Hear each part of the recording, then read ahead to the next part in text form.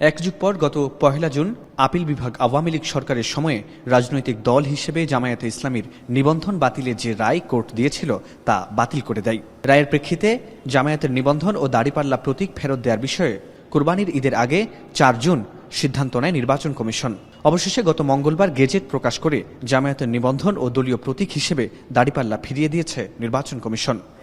কেসারেন শেকড় থেকে শিখরে।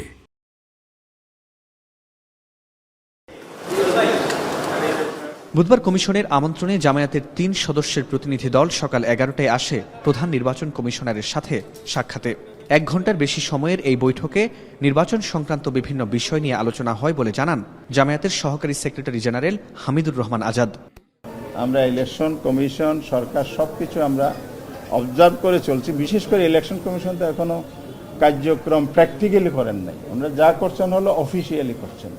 সুতরাং এই জায়গায় আস্থা অনাস্থার বিষয়টা আমরা আপাতত মন্তব্য করছি না, আমরা অবজার্ভ করছি এবং এ পর্যন্ত ওনারা যে জায়গায় সঠিক কাজ করেছে আমরা সেটা সঠিক বলবো। কালোকে কালো, সাদাকে সাদা বলতে হবে। যদি ব্যর্থই ঘটে তো সেই জায়গায় তো কথা বলতে হবে।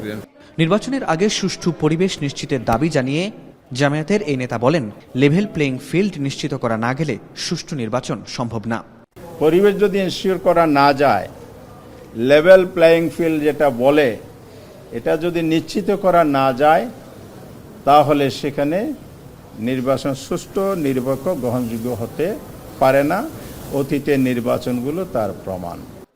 বিগত সময়ে জামায়াতের নিবন্ধন ও প্রতীক কেড়ে নিয়ে চরম অন্যায় করা হয়েছিল উল্লেখ করে হামিদুর রহমান আজাদ বলেন, আদালতের রায়ের প্রেক্ষিতে নিবন্ধন ও প্রতীক জামায়াতকে ফিরিয়ে দেওয়ার মধ্য দিয়ে ন্যায় বিচার প্রতিষ্ঠার পথ সুগম হয়েছে। আমাদের পক্ষ থেকে postal voter, online voter. Farhad Bin Noor, এখন, ঢাকা।